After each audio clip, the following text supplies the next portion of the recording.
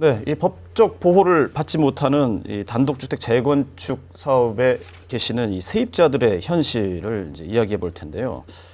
자, 재건축, 재개발, 이 용어가 좀 어렵습니다. 이 대규모 주거단지 조성의 대표적인 게 이제 재건축하고 재개발인데 어떤 차이가 있는 건지 임방글 변호사가 정리 좀 해주실까요? 네, 재건축과 재개발 이렇게 생각하시면 아 그래 뭔가를 다 부수고 새로 짓는다는 건 알겠는데 둘 다 비슷한 거 아니야?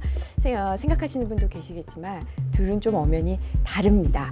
먼저 재개발부터 보면은요, 우리가 어떤 상하수도 시설이나 도로, 시장, 공원 이렇게 우리가 생활을 하면서 이렇게 꼭 필요한 이런 시설들, 우리가 정비 기반 시설이라고 하는데 이런 정비 기반 시설이 좀 열악하거나 노후하고 또 이제 주택들도 노후한 경우에 이런 경우에 이것을 싹 정비를 해서 도시 환경을 개선하기 위해서 하는 사업, 이게 바로 재개발 사업인데요. 쉽게 생각해서 달동네 같은 거 우리가 싹 개발하는 거 그거 생각하시면 될 것 같아요. 그러면은 뉴타운도 여기에 포함되는 건가요? 다른 건가요? 뉴타운 사업도 재개발 사업이라고 볼 수 있겠죠. 이해가 좀 쉬울 것 같네요. 네, 그다음에 이제 재건축 사업은요, 이런 정비 기반 시설은 괜찮은데 이 건물 자체가 이제 노후하거나 불량한 경우가 있어요. 그럼 이제 건물을 부수고 새로 짓는 거, 우리가 이건 또 쉽게 생각하는 게 뭐 빌라 재건축이나 아니면 아파트 재건축 이런 거 생각하시면 되겠습니다. 이렇게 좀 용어상으로도 다르고요. 그 외에도 뭐 조합원 자격이라든지 아니면 보상 여부 이런 거에도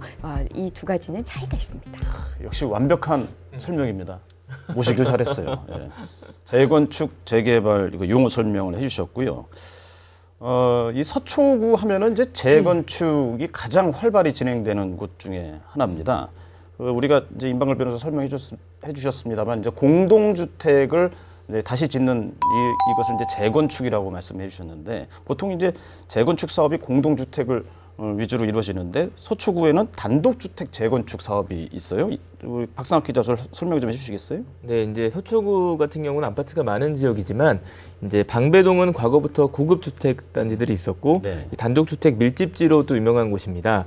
이후에는 이제 빌레나 다세대 등이 많이 지어지면서 인구들이 많이 유입됐는데 이제 세월이 지나다 보니까 이제 건물들이 노후화되고 또 기반 시설이 부족하다 보니까 지금처럼 정비 사업으로 이제 이어진 그런 상황인데요. 이야기를 좀 이어가면 재개발 단지의 세입자들은 이제 어느 정도 법적으로 보호를 받게 되는데 이제 오늘 이제 얘기하고 싶은 것이 이제 단독주택 재건축의 경우는 재개발 세입자와는 달리 보호 규정이 좀 없다. 이강훈 변호사께서 좀 자세히 설명해 주시겠어요? 네, 지금 재개발에서 그 세입자들이 보상을 받는 거가 어떤 건지를 먼저 말씀드려야 이제 재건축에서의 문제가 좀 확인이 되는데요.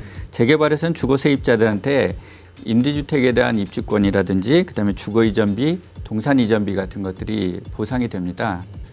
그리고 이제 상가 세입자들은 영업 손실에 대한 보상이 있거든요. 그리고 서울 같은 경우에는 조합원 분양 후에 자녀 상가가 있으면 우선 그 분양을 받을 수도 있습니다.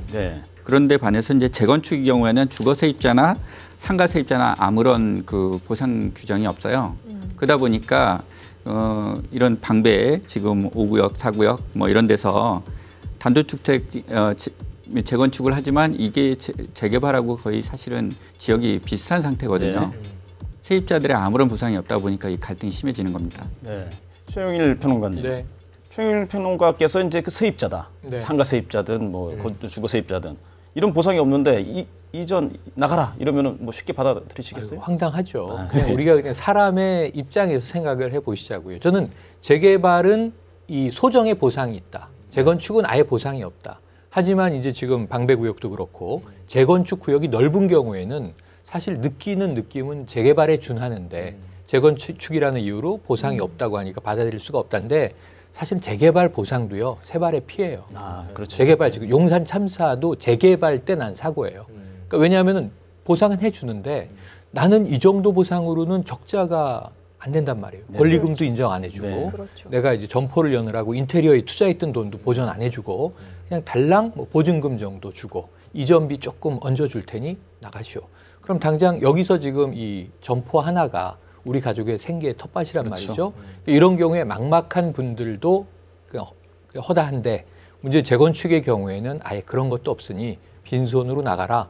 이거는 어떤 세입자가 받아들이겠습니까? 여기서 모든 문제가 발생한다고 생각이 되거든요. 그래서 저는 우리나라 개발의 역사가 70년대부터 시작되지 않았습니까? 네, 그렇죠. 이런 문제가 아직 21세기에 이 법적 처리가 안 되고 있다는 건 깜놀할 문제다 이런 생각을 해봅니다. 지금 상가 같은 경우는 임대차 보호법이라는 것도 있지만 재건축을 할 경우에는 그걸 임대차 보호를 적용받지 않는 예외 조항이 있기 때문에 아까 말씀하신 더 큰 문제가 발생하는 것 같습니다.